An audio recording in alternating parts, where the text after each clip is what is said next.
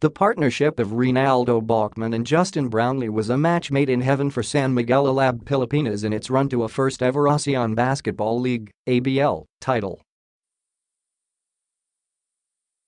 Forming the partnership, however, was easier said than done. Alab coach Jimmy Alapag recalled the time he felt the change was needed when the team was struggling with Ivan Johnson and Reggie Okosa as imports.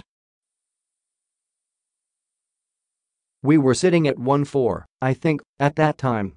We felt like we needed to make a change," said Alapag. The first name that came to mind for the team was Brownlee, and Alapag admitted he was surprised that the Ginebra import agreed to play for Alab.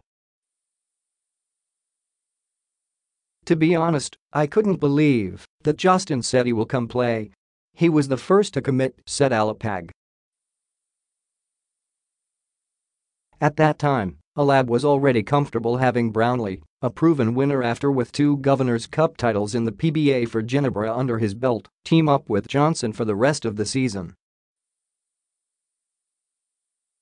However, Alab's plan quickly crumbled after a setback on Johnson's recovery from injury.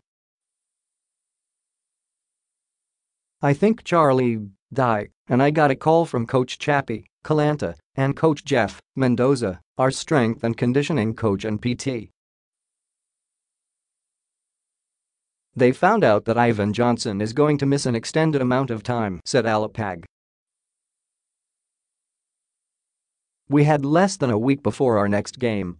So as happy as we are that Justin Brownlee will be coming to play for Alab, we were in panic mode because we only had 1 import," he added. One night, Alapag and consultant Danny Seigle met to discuss options for the replacement import. "We probably stayed at Capitol Commons till about 3 a.m. scrambling, trying to find anybody really that can come and try to help us because we were really at a desperate time at that point," said Alapag. Out of the blue, Alapag remembered a conversation he had with Balkman during the 2014 FIBA World Cup wherein he vowed to help if Alapag enters the coaching world. "It was just funny that Danny said, 'Hey, what's Renaldo Balkman doing right now?' And I said, 'That's the best idea we had all night,'" said Alapag. Immediately, Alapag called Balkman's agent Cheryl Reyes in order to ask if Balkman is available.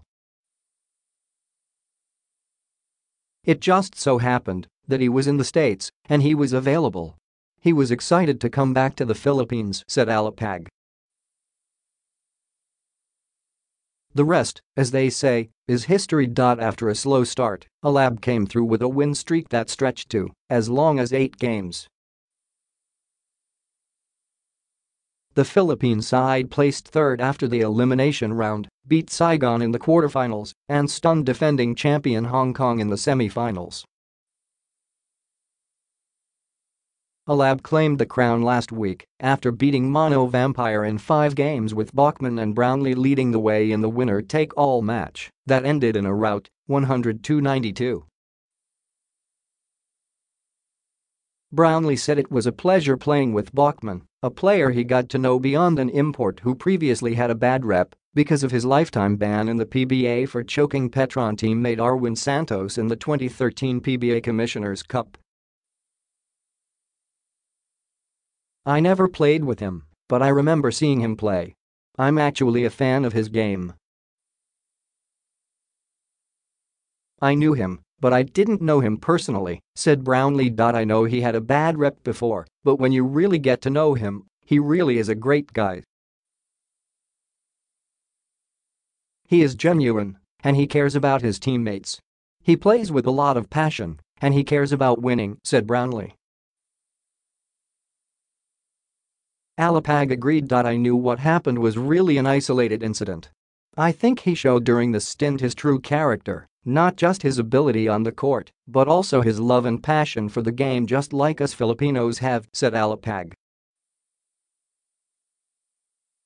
Alab team owner Charlie Dye also can't thank Reyes enough for bringing his 2 players to the fold. "We were really struggling. We were 0-3. We were looking for a replacement. She was the one who suggested, why not get Justin and Balkman? Jimmy called her Nag Yusuf Sila, said Balkman is also glad his partnership with Brownlee resulted into an ABL crown.